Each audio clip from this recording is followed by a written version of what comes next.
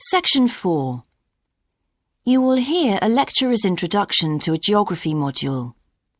First, you have some time to look at questions 31 to 40.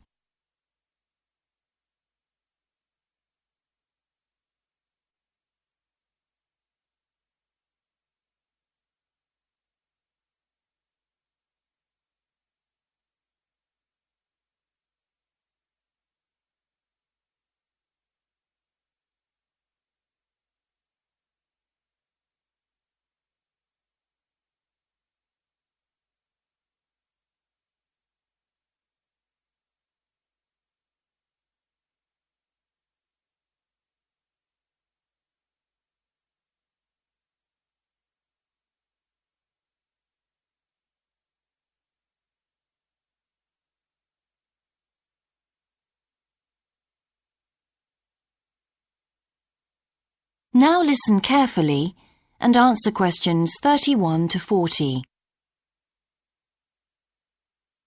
So, welcome to your introductory geography lecture. We'll begin with some basics.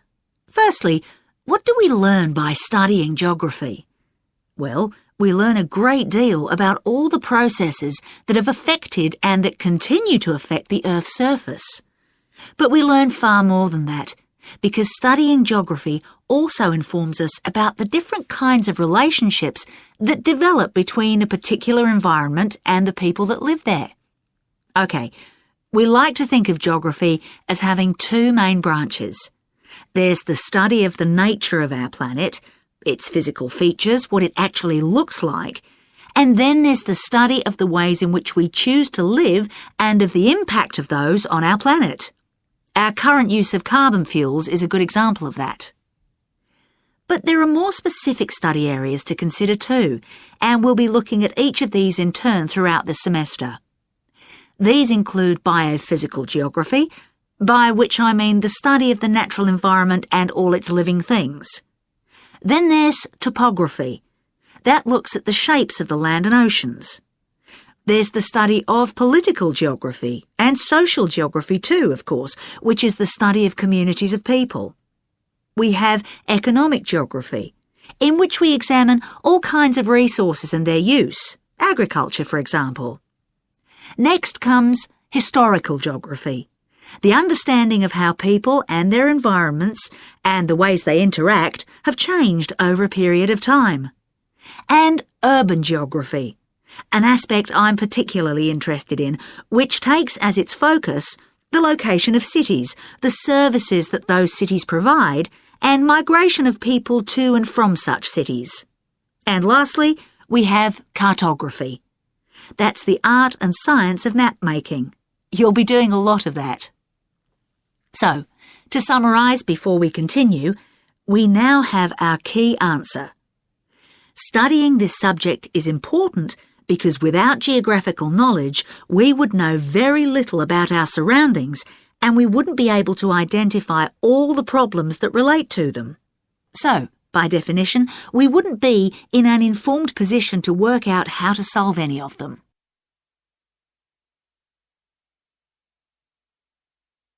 Okay, now for some practicalities.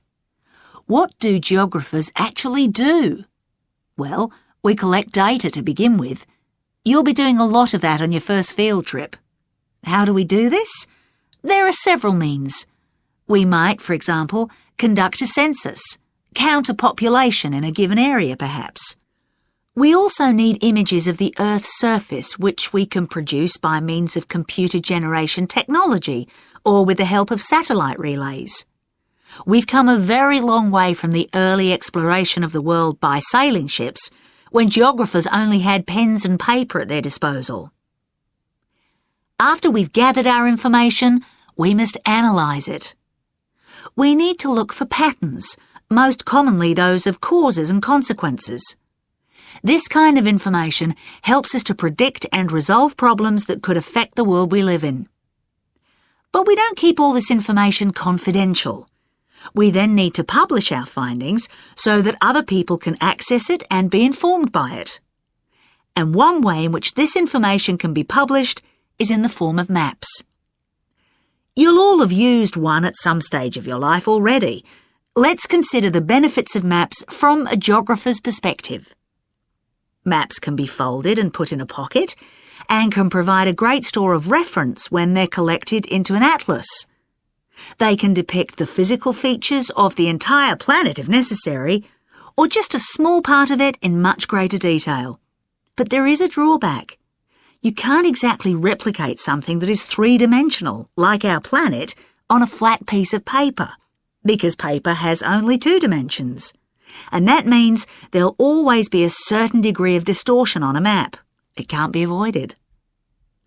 We can also use aerial photographs, pictures taken by cameras at high altitude above the Earth. These are great for showing all kinds of geographical features that are not easy to see from the ground. You can easily illustrate areas of diseased trees, or how much traffic is on the roads at a given time, or information about deep seabeds, for example. Then there are Landsats. These are satellites that circle the Earth and transmit visual information to computers at receiving stations. They circle the Earth several times a day and can provide a massive information. You'll all be familiar with the information they give us about the weather, for example. So what we're going to do now is look at a short presentation in which you'll see all these tools. That is the end of section 4. You now have half a minute to check your answers.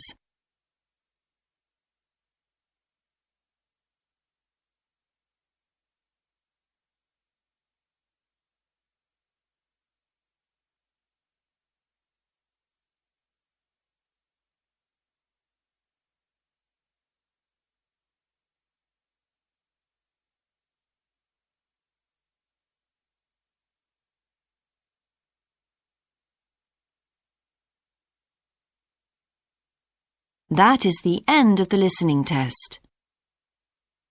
In the IELTS test, you would now have 10 minutes to transfer your answers to the answer sheet.